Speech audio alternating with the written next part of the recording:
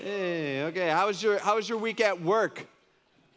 Oh, okay. All right. First service, they were more like, maybe that's just because it was early. I don't know.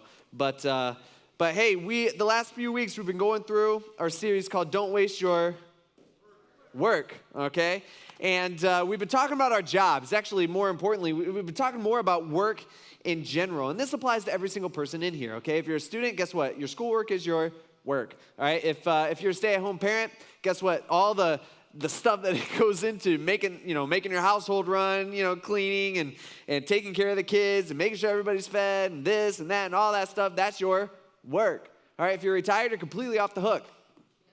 No, you're not, okay?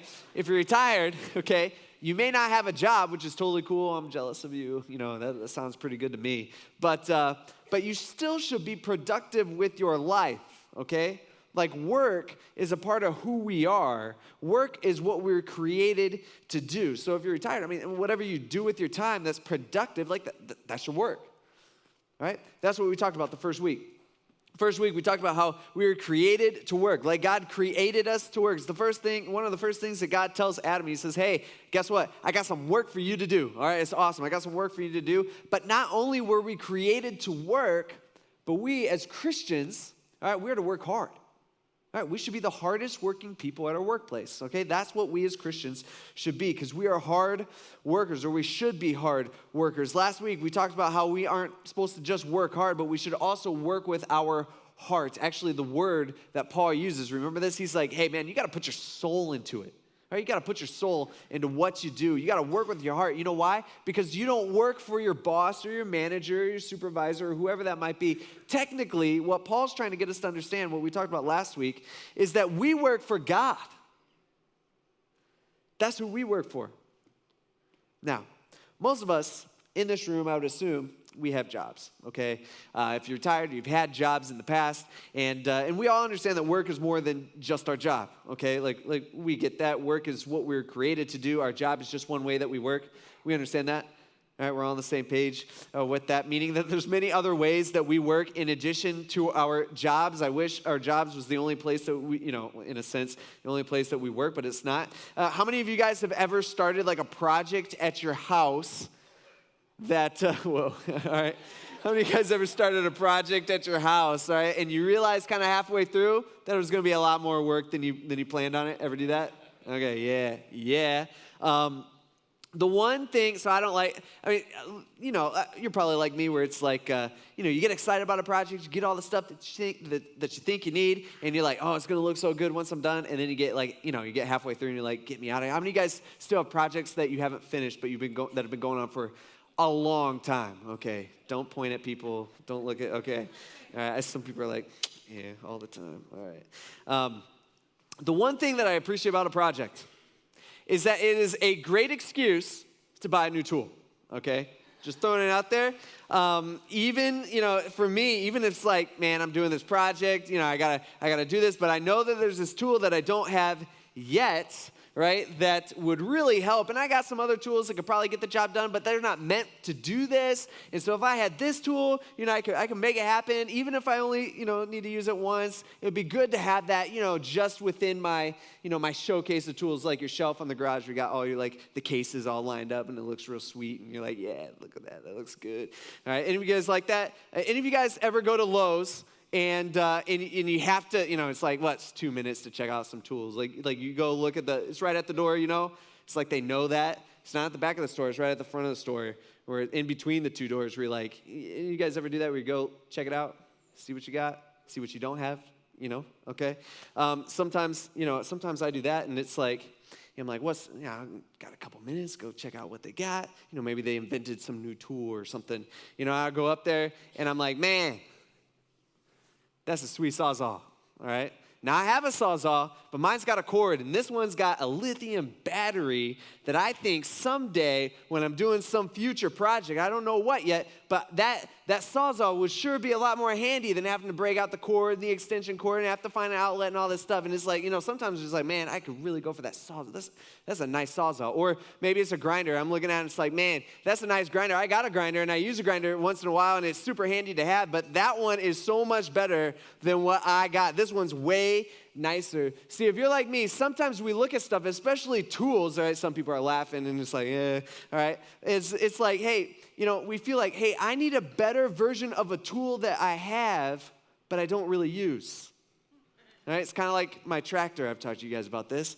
I bought a tractor. I don't have any use for a tractor. I just wanted one. It's little. It's not a big thing. I used to keep it at my house, but I got tired of it just sitting around. It was in the way, so I moved it over to my parents' house.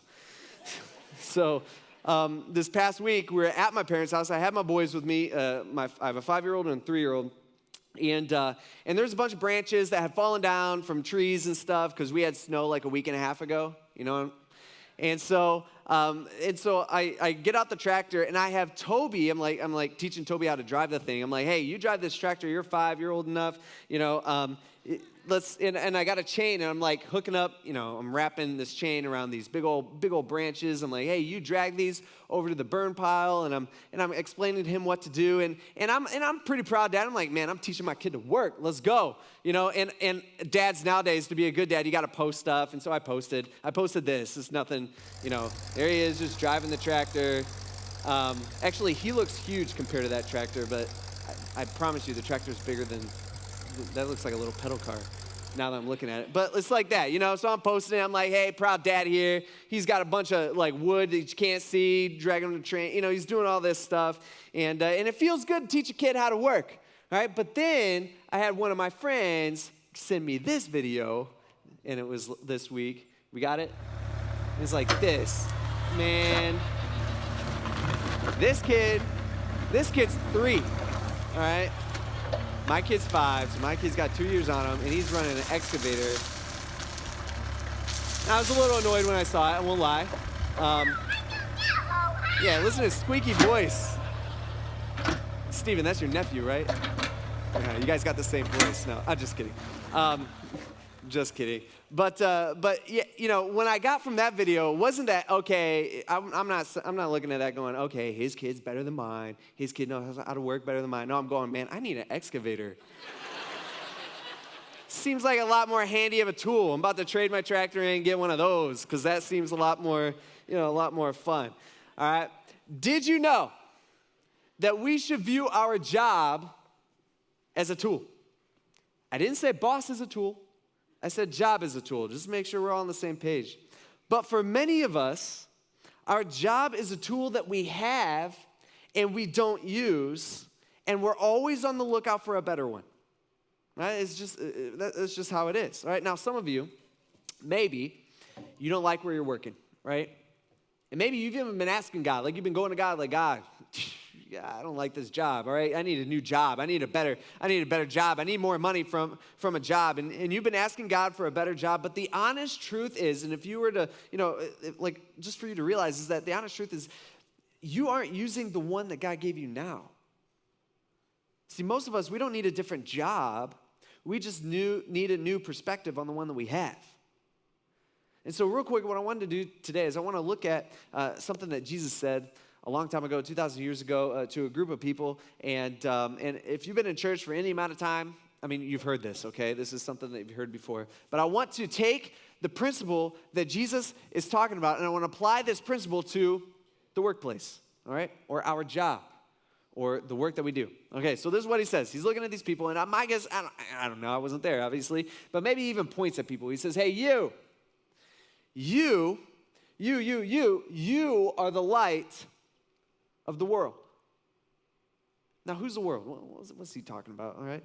The world, these are the people that you rub shoulders with. Now, we've been talking about for the last few weeks that 1/3 of our time during the week, all right, 1/3 of our time is spent at work, and the people that you work with, whether you like it or not, whether you chose them or not, they are a part of your world. In fact, most of us spend our best time and our best hours with people that we work with, and even more than family. Like, think about it. Even as a parent, all right, it kind of kills me to say, but it's like, man, I spend, probably the best times, the best hours, the most productive time of my day I spent at work, right? This is just how it is. And so Jesus is saying, hey, you as a Christian, you're to be a light into those people. You should be a light to those people. Let me put it this way, all right? Wherever you work, he says, you are the light of the job site. Right? If Jesus was talking to you today, it'd be like you are the light of the office or the hospital or the school, right? Or the restaurant or the store or wherever wherever you work. It doesn't, or the office, or wherever you work, right? You are to be a light is what Jesus is telling us, all right? To your clients, to your customers, it doesn't matter. You are to be a light while you are at work. Now, that's not normally what we think about, all right? That's not what we think about when we're at work. Usually, when we get to work, we think of everything but that. We don't go into work going, hey, how am I going to be a light unto my clients today or to my customers or to the employees around me or to my boss or to the employees underneath me? We don't think like that, right? What we think about is we get to work and we're like, all right, how long, what time is it? How long until I'm done? Is it 3 o'clock? Is it 5 o'clock yet? Am I late? Am I early? What's going on? We think about, am I getting paid? How much am I getting paid? When's my next promotion? Why didn't I get that promotion? Right? When do I get to move on to my next job? Should I start looking for a job? Or maybe it's the opposite. Maybe it's, hey man, I love this job. I got to keep this job. I hope I don't lose it. But Jesus, he's saying, hey, think of that stuff is not bad. All right, it's not wrong, but that's not the main thing that we should be thinking about. See, that's our issue. He's saying while you are at work or while you are there is something else going on. All right, there's something else going on. And he says, you are the light.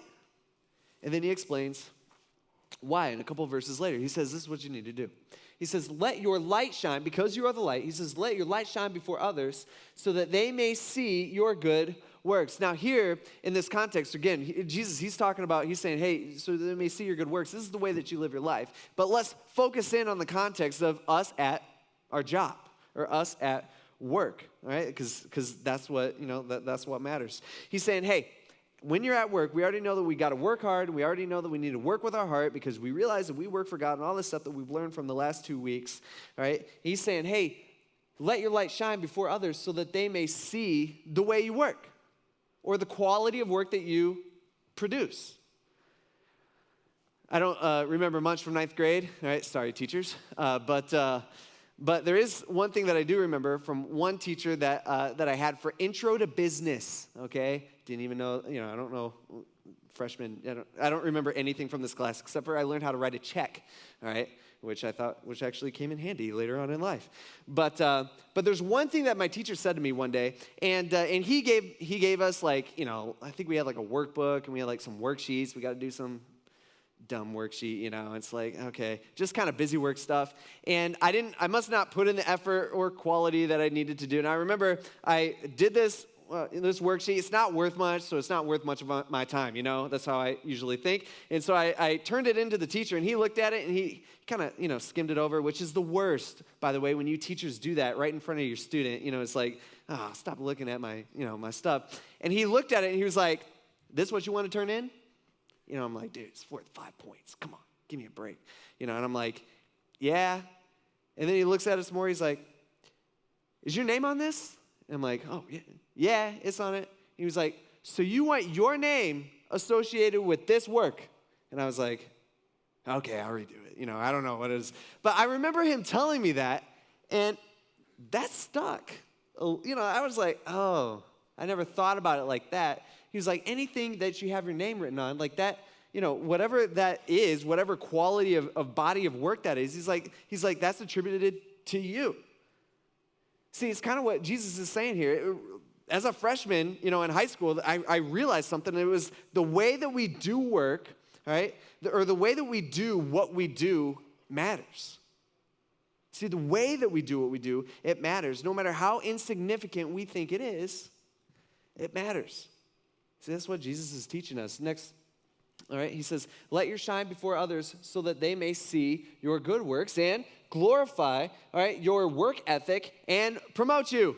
Sounds pretty good, right? All right, Jesus, right? This is why we go to work. probably most of us in here, and that's what we think about. We're like, hey, I want them to see my good works, all right? What's my good works? Well, it's that idea of, it's like, man, I hope my boss recognizes the job that I did, or hey, I hope he realizes that I did my job. Maybe they didn't do their job, but I did my thing. I did mine right. Or hey, did you see my report? Or did you see how I handled that situation? Or did you see what I built? Or hey, that was my idea. I came up with that. Or hey, I made that happen. Or I made this happen. And so we look at this and it's like, hey, I hope that they may see my good works, all this stuff that I did, and then they can glorify my work ethic, where it's, oh man, hey, you are such a great employee, or hey, we've never had anybody do as good of a job that you've done, or you are so important to this company, or we are so glad that we hired you, or hey, where would we be without you, or you might single-handedly be the best employee that we have ever had or ever hired. You are great.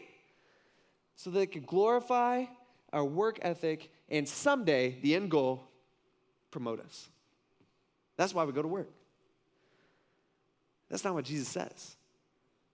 See, Jesus is saying, hey, I want you to do your work in such a way that people see it. Not for you, not so that they will glorify your work ethic, that they will, he's like, no. I want them to see your willingness to work, your hard work that you put into your work, the heart that you put into your work, and then Jesus is trying to get us to understand that then they will be able to connect the dots. They'll begin to connect the dots between your commitment to work and your commitment to what he actually says, your Father in heaven. He's like, that's why you do your work. See, your good work should stand out so much at your job that people look at you and go, whoa, this employee might be the most loyal employee I've ever seen, or this employee is the most hardworking employee we've ever had, or this is the most committed employee we got, or hey, I've never seen someone so dedicated to not just doing a good job, but an excellent job. And then they look at you and they see what we have, or they see our works, the stuff that we do, how we live our life, and they go look at us and say, hey, whatever he has or whatever she has, I don't know what it is, I want that. I wish more people had that. All right? That's what I want. And Jesus is saying, hey, they can come to Jesus just from watching the way that you live your life. Or in our context here, just by watching the way that you work. Now, I think some of this kind of just flies by in one ear, out the other. Think about this. Let me just ask this question, right? This is intense, kind of. So focus in. How many people have come to Jesus simply by watching the way that you live your life? 0, right? Like, how many people have come to Jesus at your job simply by watching you work? I don't know.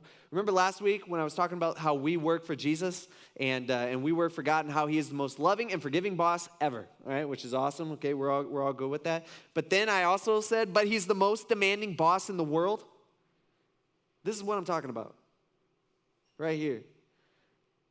See, I think most of us, we think we're pretty good at our work.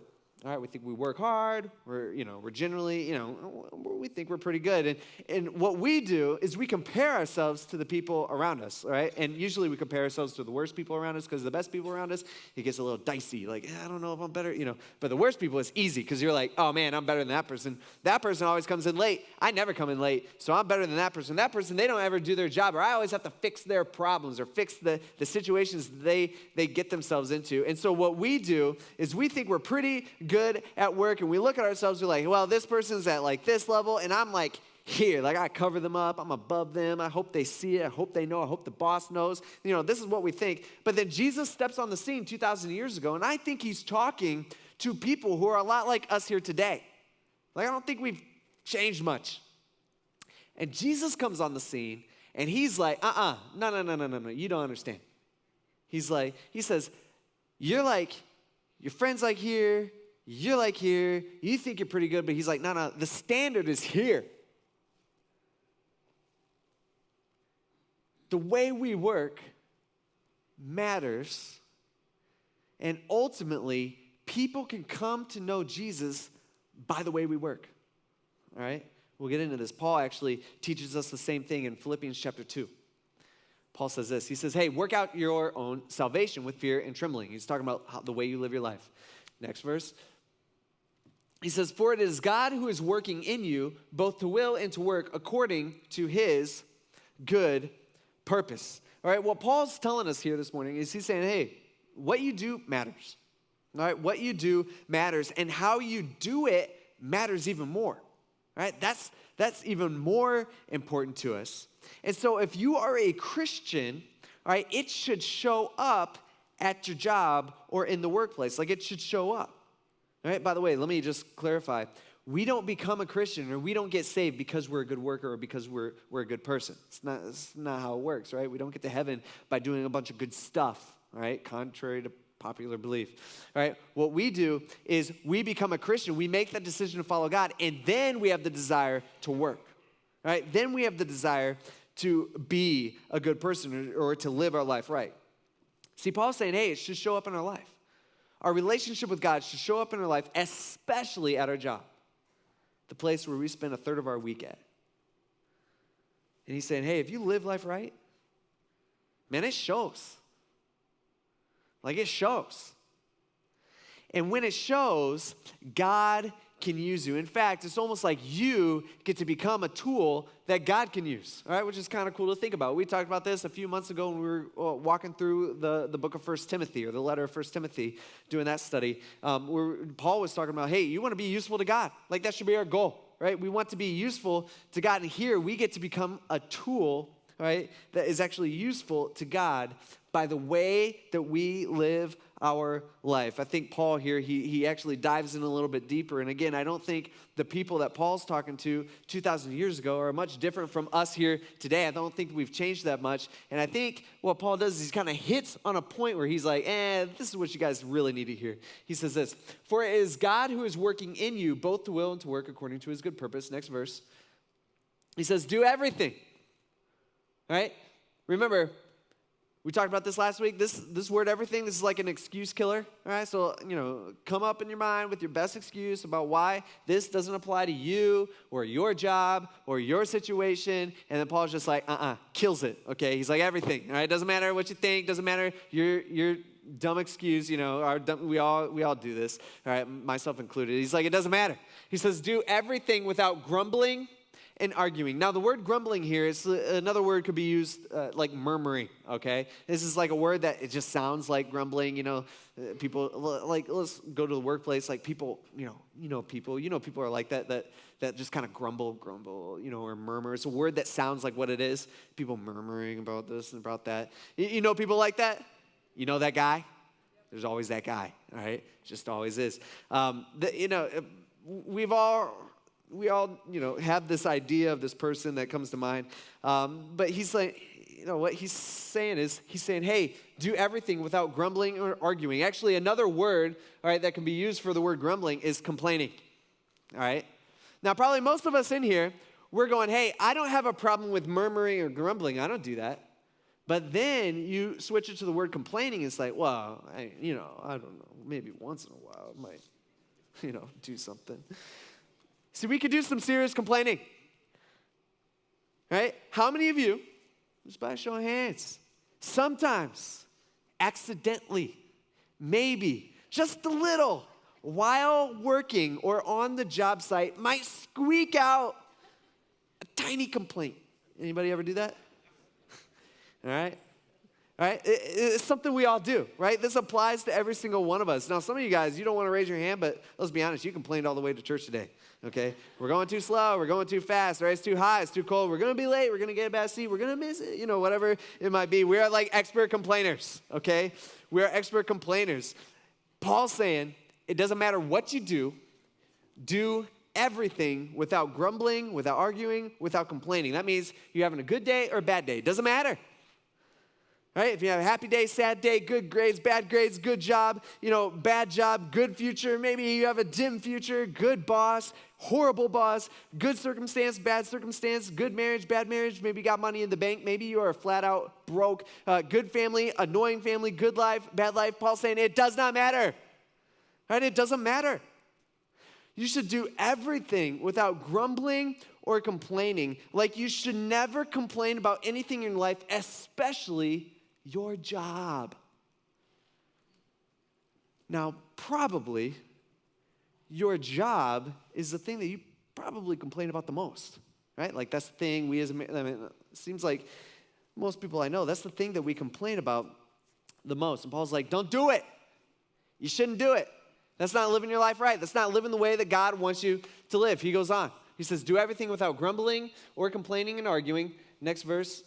He says, here's why, so that you may be blameless and pure children of God who are faultless, okay? He throws out 3 words here. He says, you don't want to be grumbling or complaining. You want to live your life right so that you will be blameless, pure, and faultless, all right?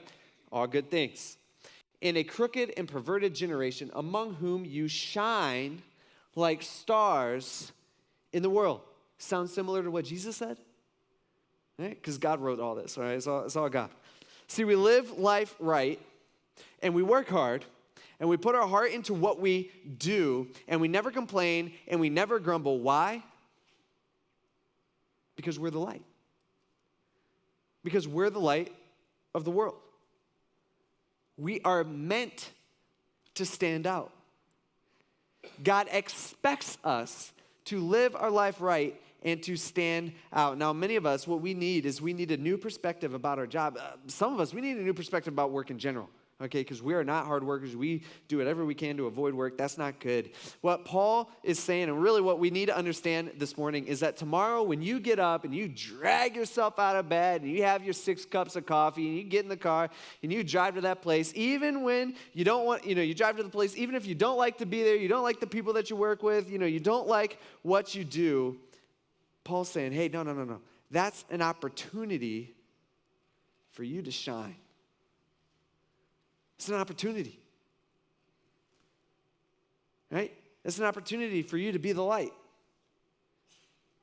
See, our job is like a tool. It's supposed to be like a tool. We should use it. Now, just to clarify one thing, work is not the tool. All right, work is not the tool. Work's within us. All right, work is what we're created to do. Work's a part of what we do. Our job is the tool, but we got to use it. See, our place of employment is actually our place of deployment, right? It's our job. It's our mission that God has given us. He says, hey, I want you to do whatever you possibly can to reach as many people as you possibly can. Tell them about what I've done for them so that they can have hope, so that they can have a relationship with me, all right? That's our job. That's what we should be doing at our jobs. And the way we work is one of the ways that we do that. And how we work, all right, listen into this. How we work either pushes people away from Jesus or it brings them in. Think about this question. Put yourself in your managers, your bosses, your supervisors, your board, whoever is in charge. Put yourself in their shoes. Now, some of you guys are like, that sounds good. I'd fire that guy, and I'd fire her, and get rid of, I'm not talking about that. Anyway, put yourself in their position just real quick. If you could hire anybody in the world to do what you do, okay? If you could hire anybody in the world to do what you do, think about this. Knowing what you know about you, would you hire you? Just think about that for a second. If you're in their position, knowing what you know about you, if you could hire anybody else in the world, would you hire you? Like knowing how you spend your time at work, right? Knowing how much time you spend on, what you do on the internet, knowing how much shopping you get done, all right? Knowing how much time you spend on Facebook, right? Some of you guys, I know, you guys are like expert clickers, okay? Like someone gets within your realm, I don't know, your workspace, You know that space is like undefined, but it's there. Or maybe it's your office, I don't know. And someone walks in and you can easily click off. You're just like, click, and you're good, all right? It's off the screen. Amazon's gone. They can't see it. And some of you had your close calls, but you've gotten really, really, really good at clicking off your screen. All right, knowing what you know about you, would you hire you? Knowing how much time you spend on the internet, some of you guys do your whole jobs on the internet, but knowing how much time you spend your time, shopping or doing whatever you're doing on Facebook or social media or whatever, would you hire you? Knowing how much you grumble and knowing how much you complain and knowing how much, knowing your attitude that you have at work, would you hire you? Knowing how productive you actually are? See, we as Christians are to be the hardest workers. I'm not saying the most talented, right? I'm not saying, you got the best skills. Those are things I think you can improve on. I'm saying we as Christians, we are supposed to be the hardest workers during our time of work, but we're also supposed to be the most enjoyable workers to work with. See, some of you guys, you work hard, and you are a hard worker. But nobody wants to work with you, right? People dread working with you. It's because of your attitude. It's because of the way you complain. It's because of all the negative that talk that you're just constantly negative about everything. See, we as Christians at our jobs, we should be like a thermostat. Now, we all know what a thermostat does. We all got these in our houses. The interesting thing about a thermostat is that every house has that one person who controls it. You know what I mean? You guys know what I'm talking about? Right? You know who that person is. Some of you guys are pointing at other people. Some of you guys are pointing at yourself, all right? If you don't know who that is in your house, the person who controls the thermostat, it's not you, okay? Let me just throw that out there. It's the person who follows you around, turning off all the lights that you leave on, right? It's that person. Follow the trail, okay? But God, what he's calling us to do is we are to be the thermostat. Now, a thermostat sets the temperature. But too many of us, we're not like a thermostat. We're like a thermometer, okay? We read the temperature and we react to it. Sometimes bad, sometimes good. That's what we are. And Jesus, what he's doing is he's calling us to be like the thermostat. He's saying, hey, it's the attitude of this. It's saying, hey, I can't control everything at work. All right, I can't control everything about my job, but there are some things that I can control. And I'm not going to be like a thermometer where I'm going to go into work and read the temperature and then react to however that is. All right, that's not what we're to do. All right, you need to go into work and you need to set the temperature because you're the Christian. Even when you don't enjoy doing what you're doing at that place you don't want to be at with those people that you don't like. See, we have the ability as a Christian to change our workplace and make it better, but we have to set the tone, especially, let me just say this, especially if you are a manager, a supervisor, a boss, or you're sitting on some board, right? This is you. I mean, you can make or break your organization by how you set the temperature within your organization. We should make it better because we as Christians are the light of the job site, of the office, of the hospital, of the restaurant, of the store, of the school, of the shop, of the plant, all right, wherever you work. We are the light. And understanding that affects the way that we work. It affects how we work. And how we work matters. Let's pray. God, we thank you for teaching us this. I mean, this is stuff that we naturally kind of rebel against. God, we need to hear. God, not only have you created us to work and created us to work hard and created us to work with our heart and put heart into what we do, God, but we are to be the light into the world. And God, we live in a dark, dark world. God, help us to be the light. Help us to live our life right. Help us to work hard, put hard. Help us to do our jobs right, God, the right way, the way that you want us to do our jobs. And God, help us to reach those around us, our family, our friends, our coworkers, our neighbors. Accomplish your work. And you've promised us you'd use us, and we thank you for that. God, we thank you for everything. We thank you for this church and this family, and we ask this in Jesus' name. Amen. Hey, real quick, just want to